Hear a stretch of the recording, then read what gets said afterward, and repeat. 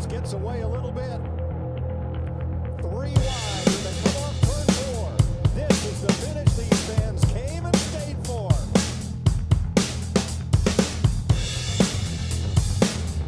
So he's always been. He's in 19 races last year. What he's going to have to do is he's going to have to compete.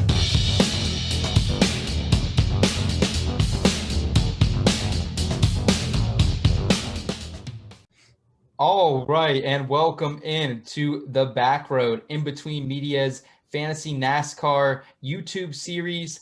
I'm Seth Woolcock. I'm usually one of the analysts on this show.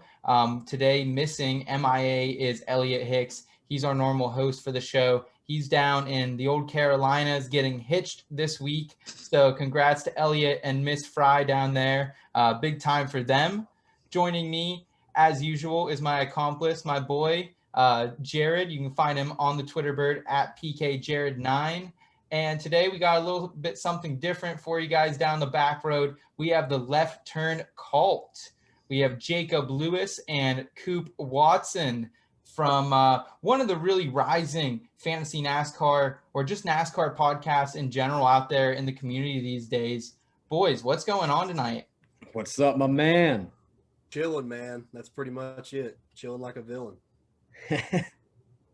Love it, boys. Love it. Tell us a little bit about yourself. How'd you get into NASCAR? How'd you get into the content creation? And what is Left Turn Cult, man? It doesn't sound like any type of Jim Jones shit, but sounds a little bit cooler than that. Yeah, man. So obviously we talked a little bit before, and I'm a huge NASCAR guy. I grew up watching it. It was something that I just enjoyed. My generation is technically, I was at the end of the early 2000s, and then kind of really started getting into it when the COT came about. So I'm from the COT era, which is either a good or bad thing. Okay. Yeah, you can take that or leave it as a good or bad thing. I'm not sure. People have different opinions, but yeah, man.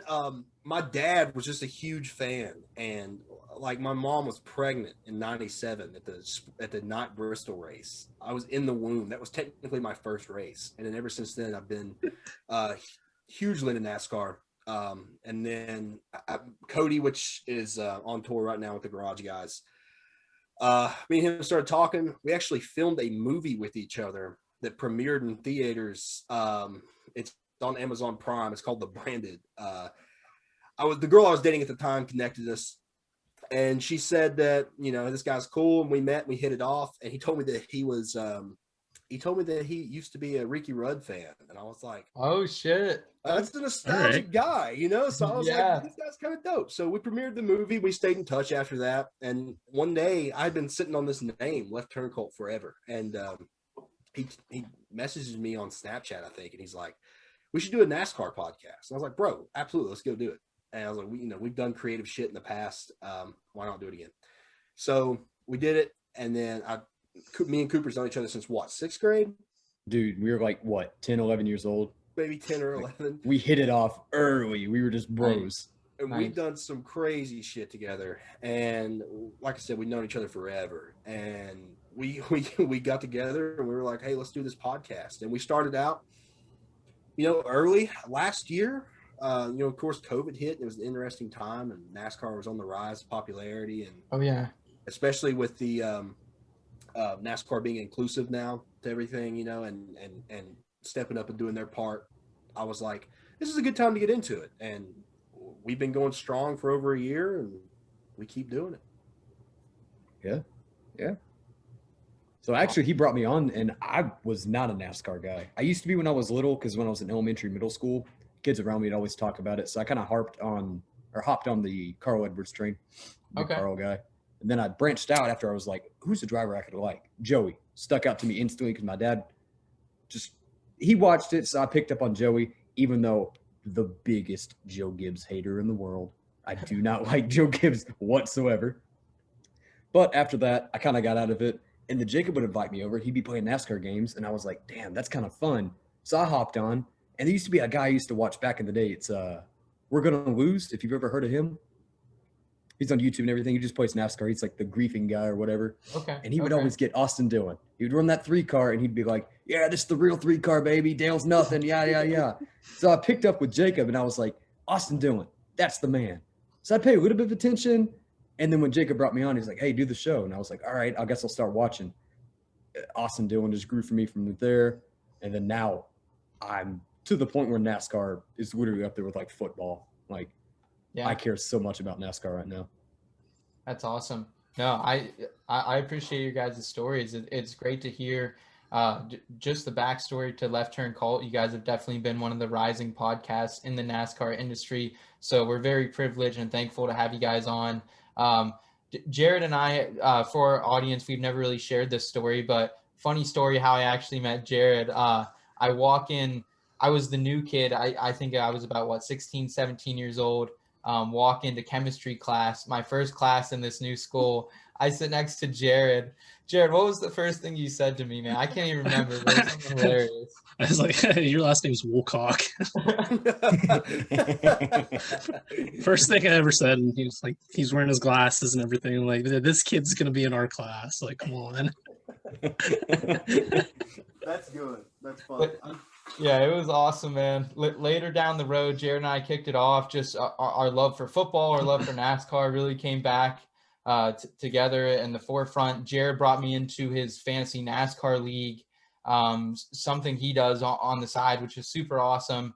And through the years, we've kind of just grown together. He's grown his brand. In Between Media's been out the last year, and we've just been, kicking out here. But guys, I really appreciate you being on. I wanted to give a quick shout out to our guy behind the scenes as well, Third and Short. He's our video editor. He's going to be making us sound pretty today. So hope you boys are feeling pretty today. Hey, I appreciate Always. you guys for having us on. Thank you again. Thank you for having us on. That means a lot to hear that we're being known now. That, I mean, like I said, it's crazy, but I appreciate that.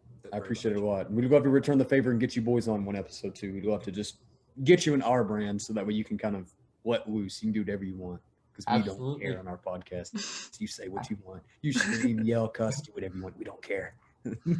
Awesome. Well, boys, since the last time we had our Backroad Fantasy NASCAR YouTube series, we've had a lot happen in NASCAR. Dover happened 2 weeks ago. We saw Hendrick Motorsports have one of the most dominant weekends we've seen in a long time for any race team. Alex Bowman came out of nowhere, got the W kind of at the end. Kyle Larson seemed like the favorite throughout the entire race, and Bowman comes out of nowhere. Hendrick sweeps 1, 2, 3, and 4. What was your guys' big takeaways from that Dover race? Jared, I know you were actually at the race, so you kind of had a firsthand experience there. Yeah, it was just, they were fast. I don't know what the broadcast or whatever was, but those guys were fast. Like, it was actually kind of cool to see Chase Elliott work his whole way through the field, especially since like how Dover races or whatever, it's kind of like single file the whole most of the time. There's some side-by-side action, but I noticed it was basically like a conveyor belt of single file. But just to see Chase Elliott start from the back, I think like 37th, work his whole way up there. And then just Alex Bowman's pit crew, like it got him the win earlier at Richmond. It got him the win at Dover, obviously. But just Hendrick as a whole, like you're not going to beat those guys. Those guys were flying the whole day. I agree with you there because, like I said earlier, I picked up on Dillon beginning of the season without the expectation and knowing what I was going to get into. But Alex Bowman stuck out to me this year. I think that's the driver that I'm really grasping to is Alex Bowman. I'm just seeing greatness from him right now. Like he's looking better and better each season. So, and this year, dude's on a roll. And those Hendrick guys, God, that Hendrick team is just crazy good. Nothing but talent in that team. I agree with both of you. I think it's crazy.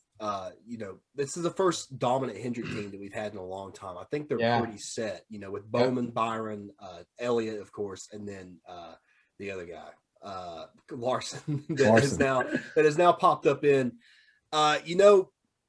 People have been talking about, what's the dominant Hendrick team that you remember? For me, it was Mark Martin, Jimmy Johnson, Jeff Gordon, and Dale Jr. That was the four guys that was just Hendrick Motorsports. This is the first time we've seen them back. And it's taken Chevrolet a few years to kind of get back to where they can compete, especially when they had the pointed nose. For whatever reason, that nose just did not work well with air. I'm not sure why. But when they rounded that car off, it's helped them immensely. And I am super excited for Bowman, of course, the guy who has finished in every single position from last to first. That is a huge statistic, Yeah, we like to look back at Alex Bowman, like back in our fantasy league, like he just used to be like one of those trade baits, or whatever. We call him Alex Blowman because like he'd always finish like he'd be your solid like 25th or 35th type of guy or whatever, driving that 23 Dr. Pepper car, no one taking him seriously. And then I remember like whenever the Dale Jr. announced he was taking over, I'm like, Alex Bowman, like of all people, not like Justin Allgaier or Michael Nett or someone in the JRM thing or whatever. And then he did pretty good at that Phoenix race that he raced, and then he started subbing in for Dale Jr. some more, and eventually got himself a full-time ride. So he's one of those drivers. It was kind of nice to see him actually work his way through.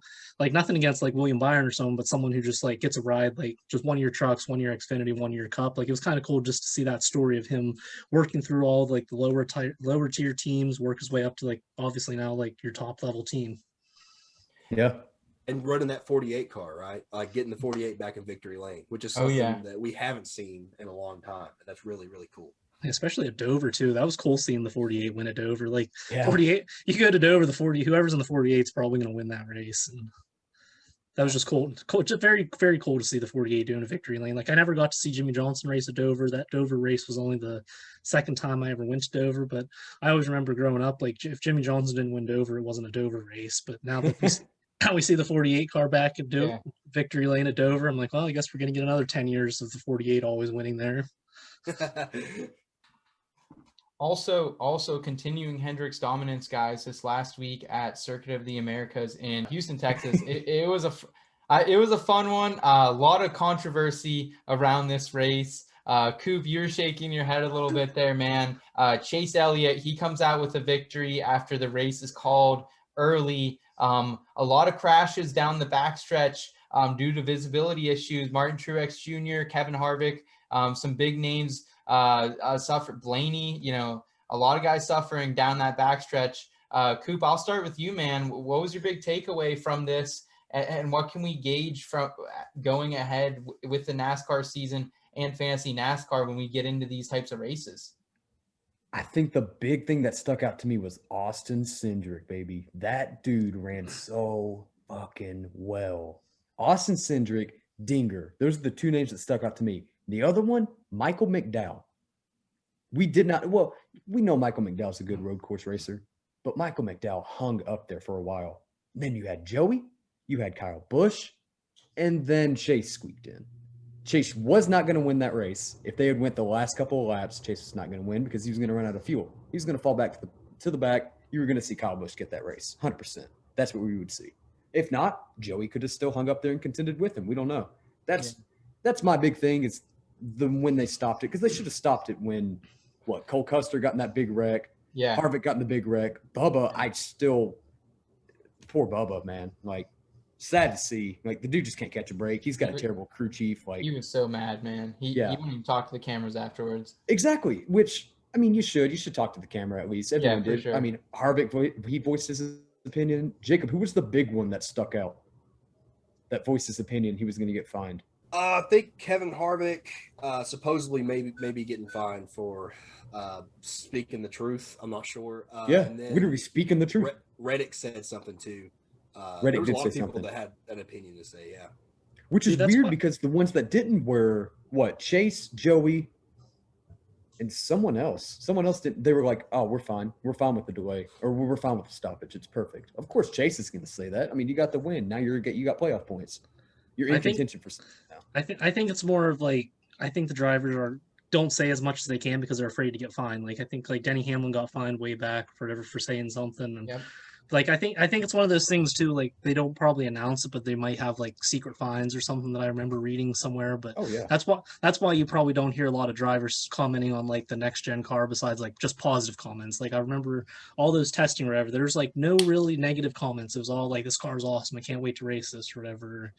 Like even like the number placement thing, you don't hear any of the drivers saying anything to that because they're just. And I'm sure, like, obviously, like, well, you were just saying how the driver's like, yeah, we were good with the call. Like, if they were saying, like, man, they should have called it earlier, they're getting, like, $5,000, $10,000 fine. So I think they just say what they're told to say just because they don't want to get in trouble. But if you're going to voice about safety each week, it's the same thing with, like, Joey. When Joey flipped and Joey was like, yeah, safety's a big thing. My head hit the A-pillar.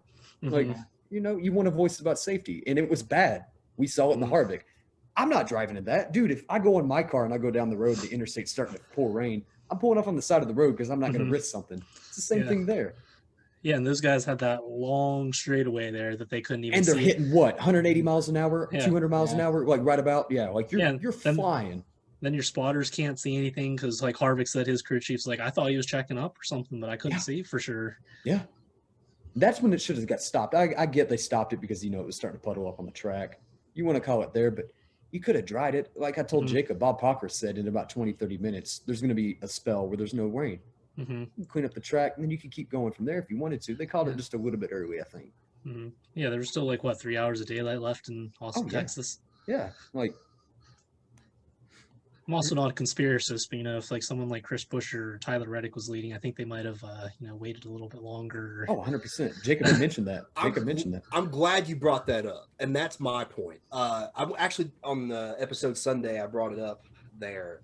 When Buescher at Pocono, I think this is the closest thing that I can compare it to. When he won at Pocono for front row, the reason they brought him into pit road to begin with was because of fog and visibility issues. Mm-hmm. You know how long we waited? Long time. 88 minutes. Yeah. When Eric Almirola, we had a rain delay. I think it was over an hour. I'm sure you all remember Justin Haley when he won the Coke 0400. How long were we sitting there? Hours and hours. Just trying to get that race started back up.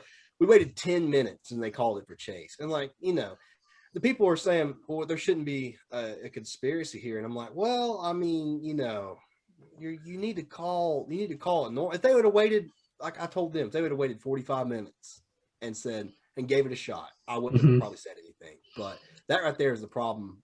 NASCAR has a huge issue with sticking to their rule set, and certain people get away with certain things and certain people don't. Mm-hmm. Yeah, guys. It was definitely a controversial weekend.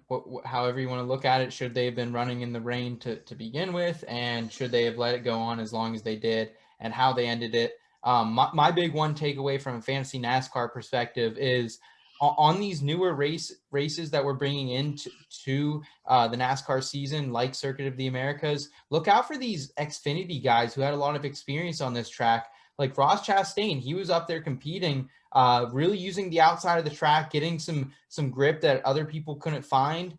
So my boy Ross, I wanted to give him a shout out. And Tyler Reddick, he had some good experience on this as well. And Chase Briscoe, he finally looked like he was confident in a sprint car. So that was cool to see. And obviously Austin Cindric, Coop, you touched on that a little bit. He's a dog. He's going to be here to play. But so I think keep that in mind when we head to these newer tracks that the Xfinity Series has been running for a little bit. It definitely gives those guys an edge. And in your DFS lineups or your season long, whatever you're playing, keep them in mind as well, because I think they're going to pay dividends here, especially because a lot of them are going to be starting towards the rear of the pack as well. And moving forward here, guys, we want to do a little bit of rankings comparison.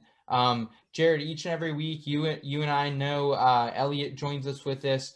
We lay out our top 10 drivers from a fantasy NASCAR perspective, from a NASCAR perspective overall as well. These are the top 10 guys that we are confident in moving forward. Jared, starting with we'll go through our bottom 5 here, and then we'll let the Left Turn Cult go through their bottom 5. We'll compare those a little bit, and then we can go ahead and go through our top 5 as well. So coming in at number 10 here, we have Kevin Harvick.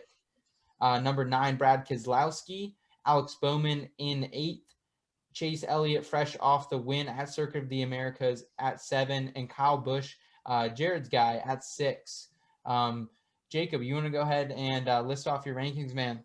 Absolutely, man. So number 10, I'm going to have Joey Logano. Number 9, Ryan Blaney. Number 8, Michael McDowell. Number 7, Chris Buescher. Number 6, Kevin Harvick. Okay. Jared, initial thoughts on hearing their ranks compared to our bottom 5 here? I respect their Michael McDowell being ranked a little bit higher and a little bit higher than what we have. Like, you look at his statistics, Trevor, he has a lot more top 10s than 3/4 of the Stewart-Haas group, and he sits better in points than 3 of those Stewart-Haas guys. So in a front row, motorsports car, that's pretty good, especially if you're running that top tier team of Stewart Haas Racing right now. So we saw that with road courses. Like, we got 4 more road courses left. Like, he honestly could steal some stage wins, some stage points. And what do we have? I think we have the Roval in the playoffs. If he plays his cards right, he could be like in the final 8 if he does things right. Yeah, absolutely. Jacob, hearing our rankings, Harvick at 10th, Keselowski 9, Bowman 8th, Elliott 7th, Kyle Busch 6th. Anything stick out to you there compared to your guys? I really the same way. I respect your guys' picks.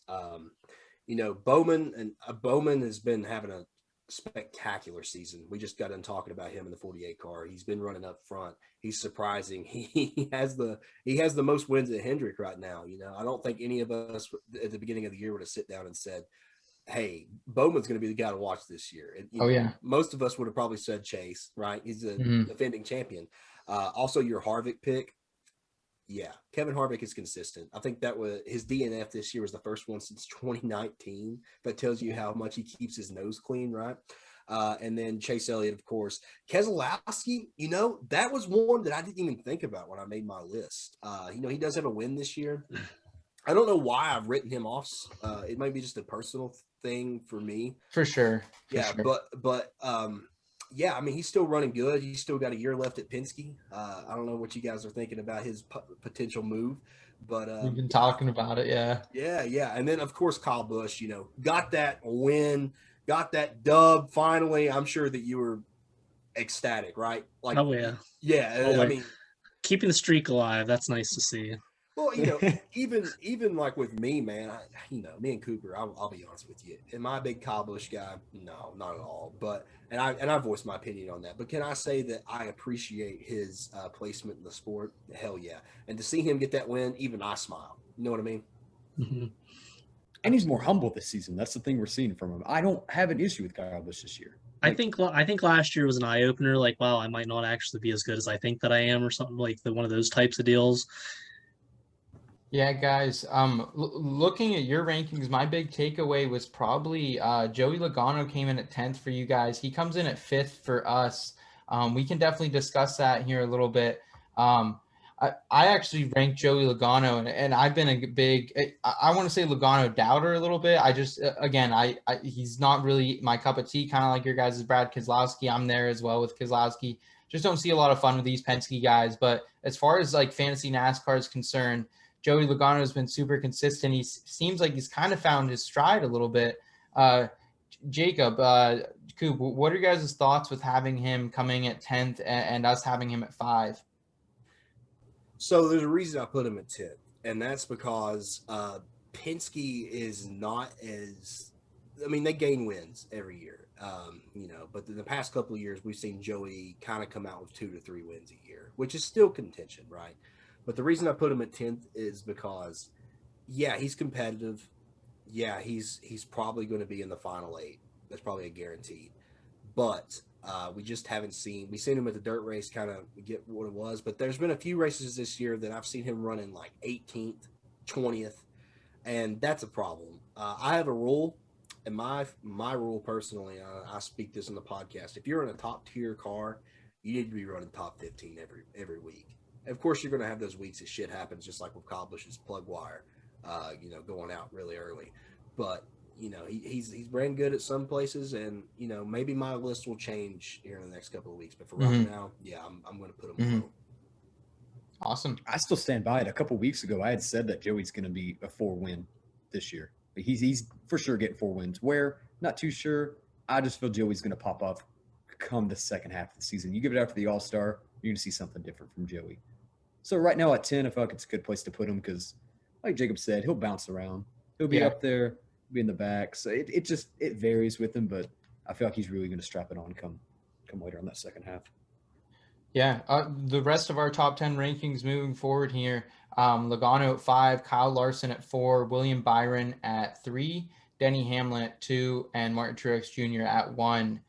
Jacob, you want to read off the rest of your guys' top 5 here? Absolutely. So 5th, I got Denny Hamlin. 4th, Alex Bowman. 3rd, Martin Truex Jr. 2nd, Kyle Larson. And number 1 is William Byron. Okay. Dude, All right, Jared, blows my seeing mind every seeing time. Coops and Jake's ranks, man, what are your initial takeaways?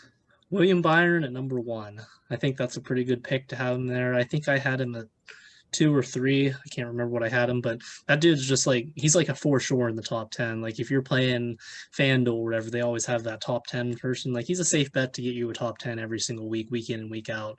And like I said in the last episode or whatever, I think that Daytona win last year really sparked something in him because he was like lights out towards the last half of the season and like even the beginning of this season. I think that's really just sparked a fire in him, and I think he's just like this close away from maybe getting a couple more wins.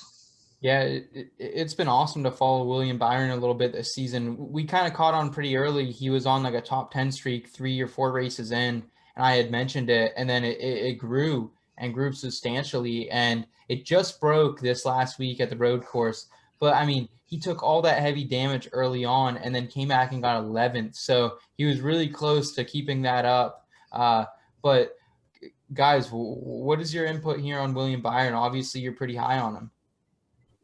When I started paying attention to Willie B, I was the biggest Willie B doubter.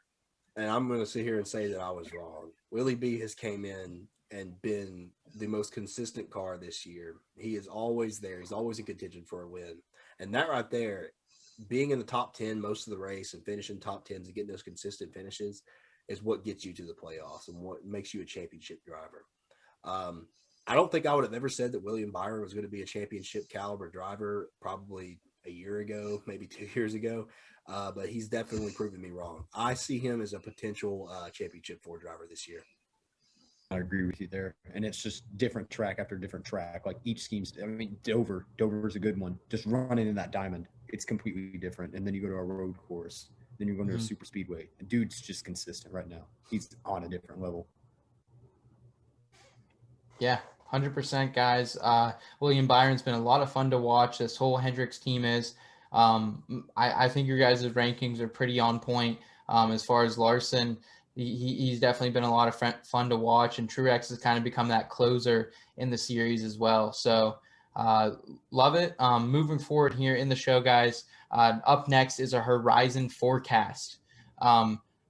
Here in the slate, we got breaking us into June, the weekend, Memorial Day, where we luckily have an extra day off of work, but there's definitely something a lot bigger than that I definitely want to pay a little bit of homage to tonight, and just shout out all those people who have served in our military, active and retired. Definitely appreciate that. Appreciate NASCAR continuing to go throughout the weekend. Definitely makes it a family event, and looking forward to it as well. We got the Coke 600 boys this weekend down in Charlotte. Very excited for it. Jared, you're especially excited for the Coke 600 this weekend. Do you want to tell us a little bit why? I really like the patriotic paint schemes that the Cup Series runs, and like even like the saluting the different soldiers or whatever on their name instead of having their name on it, that they have those names on there. So that's always been my favorite thing, seeing it every single year. I agree with you there. Yeah. And Kyle Busch just dropped that new scheme today. Oh yeah. I love the red, white, and blue M&M's car. Oh, that's Yes, a good looking car. Yes, sir. Guys, with obviously we're going to have a little bit of qualifying and practice this week as well for, Jared, I know you're super excited about that. I think a lot of fans are excited to see that back. Hopefully that comes back around. Rolling into this thing quickly, who are some favorites we're looking at that maybe people aren't really talking about coming into back to Charlotte, which is really a great place for racing overall? Jared, starting with you, kind of going around the room here a little bit quick. I think you got to look at Martin Truex Jr. Like the dude never finished. It seems like the guy never finishes outside the top 5 or whatever. His last 4 races, his average finish was 4.5, and even in the last 10, it's still at least 5th or better. And with him winning 3 of those 600s, like that's not an easy race to win. And the fact that Truex, what was it, 2017, where he had 492 or 392 of 400, like that's pretty impressive for him. Or anyone, obviously, but that'd be my cliche favorite pick. Jacob, what do you got, man? All right, man. Yeah, for sure. Obviously, MTJ, like he just said, very dominant at the Coke 600. He's had success there in the past. I'm going to throw out some oddballs at you all that I'm looking at for the Coke 600.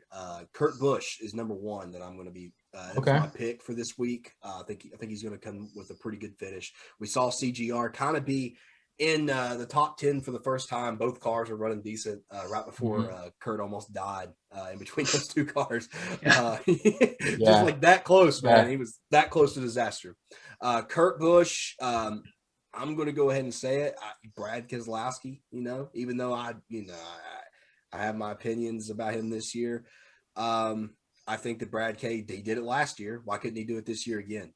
And then another oddball, Chris Buescher. I'm on the Chris Buescher train. I've nicknamed him the Bush just because he's so rough, man. He's rough and rowdy. The Bush, yes, dude. Like Hashtag not a sponsor yet. Yeah, yet, exactly. I just think that Chris Buescher has a good chance and to put Roush back in victory lane. And what better race to do it at Memorial Day weekend? You know what I mean? Getting that Coke 600 win. Coop, what do you got, man? God, I said it earlier. MTJ is a good one. That was the pick I made on the show. I sent it to the boys. I wasn't actually on this show this weekend, but Okay. I don't know, man. Austin Dillon the third, baby. He's had a win before. He's going to do it again this year. Yeah, it has to. That car, that pretty Bass Pro salute car. Come on. It's got to take me. Give me something, man. I got to see it. I got to see RCR with a win, man. Just, give it to me. All right. I'm going to go a little against the grain here. I'm going to go Joey Logano. He is the best average finish in the field outside of Tyler Reddick, who only has 2 races here. So history rides with Logano this season. I know you guys are a little bit down on him over at the left turn call guys, but he has 8 top 10s, 6 top 5 performances. So I'm going to ride with Joey Logano. I've seen a lot of consistency out of him lately, and he's been a lot of fun to watch as well. So we're going to roll out something a little bit different here at the back row. It's going to be our quick pit segment. I'm going to go ahead and bring up a series of polls for our guest analyst and Jared as well, and you guys can go ahead and fill that out. Our first question of the day is, who will win the most races during the 2021 regular season?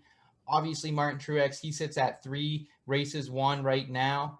Alex Bowman's the only other driver right now to have 2 under his belt. Everyone else has 1 on this list. Chris Bell's also off this list with 1, but I didn't think he would get as many votes as even Kevin Harvick. So that's the first question. The next question we'll be taking a look at is, who's your championship for?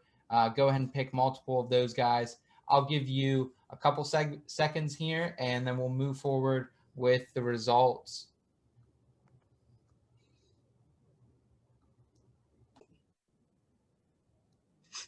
Listen to her. What a girl. All right, guys, here in the results, looks like we were pretty spread across the board here.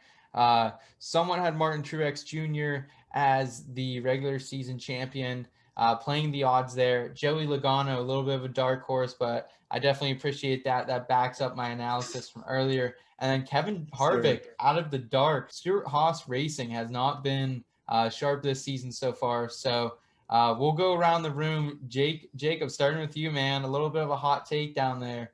Yeah, man. Kevin Harvick, that's the 2021 champion. Yeah, his season has started rough, but let's look as NASCAR fans. We watch this year in and year out, right?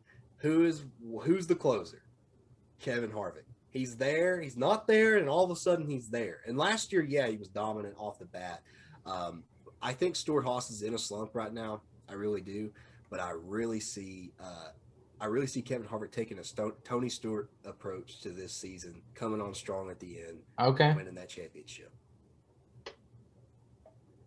All right, Jared, were you the one playing the odds with Martin Truex? Yeah, I kind of had to go with that because, I'm seeing this could be like one of that 2017 season where he just dominates because we still got a couple more 1.5-mile tracks. Like, he wins this weekend. That's 4 wins on the season.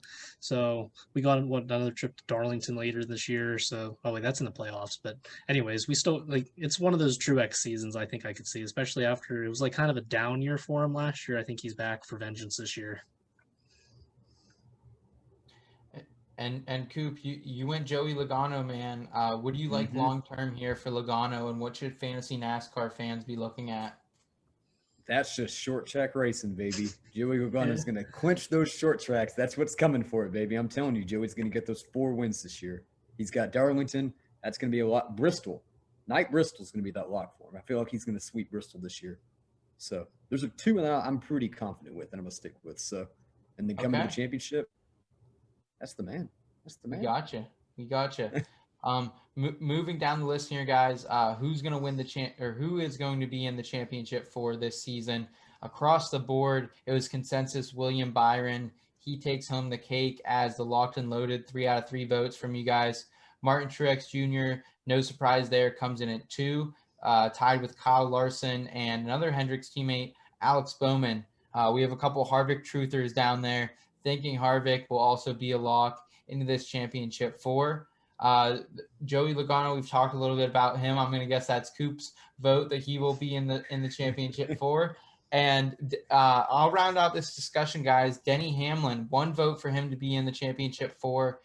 We've talked about it all season long, and Elliott has said for weeks now he doesn't know if Denny Hamlin's ever going to get a win. I've been calling my shot for weeks thinking Hamlin is going to get a win. Is a win coming anytime soon, starting with Coop, man? Can Hamlin truthers feel any bit of joy coming in the next couple weeks? Nah, fuck him, fuck his fans. I don't care about Denny Hamlin. He can go winless this season. I don't care. I don't want to see Denny Hamlin in victory lane. I'm not going to be happy. Don't care about the guy. I think that's my hated guy. It could be, I mean, you could say Kyle Busch, but I have respect for the guy right now. Denny Hamlin, I don't care about you, dude. I don't want you to see you win. Like, get out of here. You're not clutch. You can't get it done. See you, buddy. Go on. Bye. Jacob, you're shaking your head down there, man. Now you know why I kept Cooper on the show, because he lets off the fire he takes. So it's Denny Hamlin. Last year, what did he have? He had 8 wins, right? He had 8 wins last year. This year he's kind of in the same slump as Harvick. I see Hamlin getting a win soon. If Hamlin's gonna get it done, I think you can't rule out New Hampshire, Martinsville this year. He's got it done there before, and also the Bristol night race kind of the same way as Joey. Dude, watch him do it in Nashville. It's just going to ruin my weekend. We'll be there at the race Sunday, and I'll see him win. Good, man. Like, man, I don't care. I've been at those races where Denny I was at the Matty D race when Denny passed Matty D at the very last second. Yeah, man. That was heartbreaking. Oh, it was awful, bro. It was terrible. We all wanted to see Matty D get that dub. And Denny's going to get a win this year. It's just win. awesome. I think it'd be kind of funny if he goes winless and wins the championship without a win. That would not that I want it to happen. I'm just saying that, you know how funny that'd be just if It would be. He's saying he's gonna craft in this bitch. Like, yeah, he's gonna Matt Craft in this shit. Oh man, if that happens, I think that NASCAR has got a war on their hands after that. Oh yeah, yeah, Oh yeah.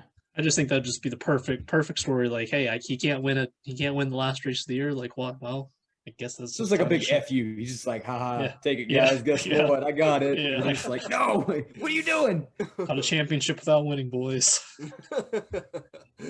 It'll be definitely exciting to see if that number 11 FedEx purple car can get in victory lane here. We'll be paying close attention here. Continued on the back road. I'm sure Left Turn Cult is going to be all over it here within the next couple weeks as well. To round out today's show, guys, I want to bring up one of our favorite segments here on the back road, Backroad Advice and Backroad Stories.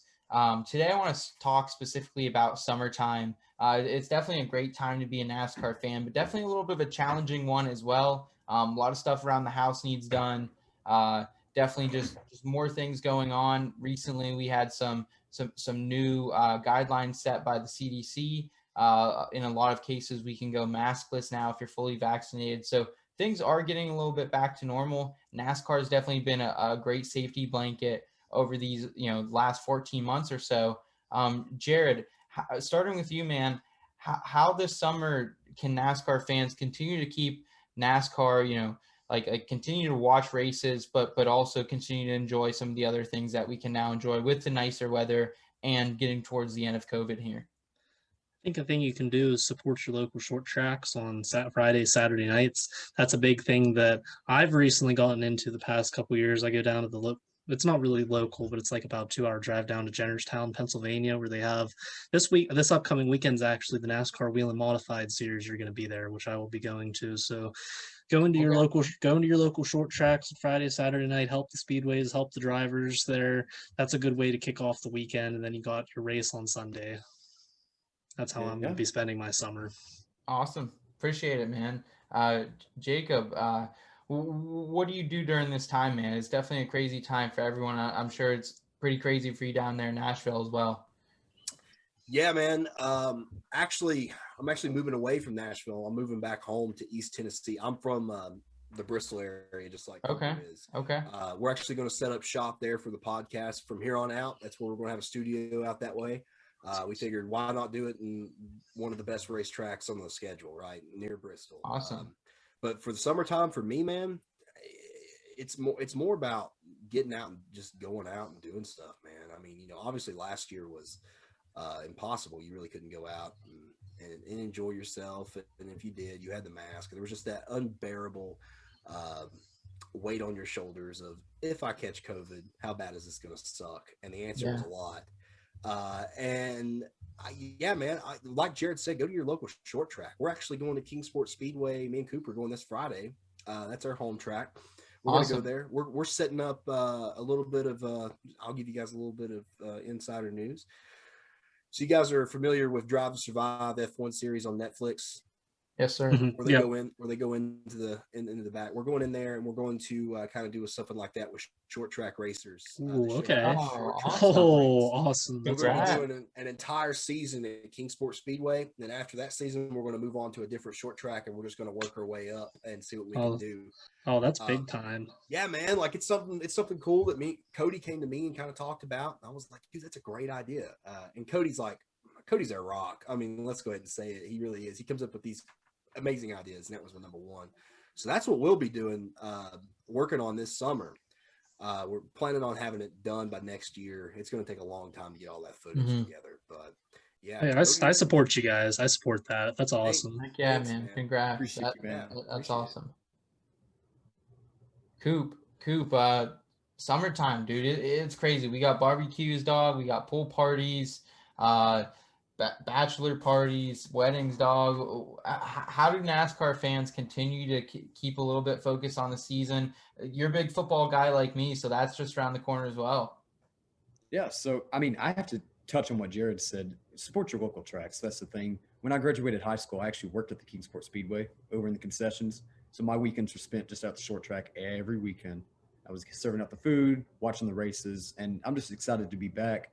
This weekend we're going to attempt to probably maybe get our name out there for a race or something. Okay. So that'd be cool. We're in little cahoots with them, so try something like that. Like you said, man, spend time at the pool. Spend a little bit of the weekend there. Sunday, races start at like 2:33. Just go in and watch the race for a little bit, and then spend the rest of your day just hanging out with your friends. Like, have fun with it. That's what you got to do. Drink a little bit of Busch while you're at it, right? Absolutely. Busch Light. Absolutely. Hashtag not a sponsor yet, but we'll get there. Hashtag sponsor these boys. Sponsor these boys. Yeah, we'll get. Come on. Sugarlands right here. Got a little bit of Sugarland Shine Daytona edition. All right. Jacob's got water. Yeah. All right. You could run an engine off of this shit. That's how it is. Awesome. My final advice here to all of our listeners, viewers out there, use that DVR. Jared and a lot of our friends kind of make fun of me a little bit. I'm known to watch races a couple hours after they happen, maybe a day later. That's what happened to Circuit of the Americas. I didn't watch it till Monday.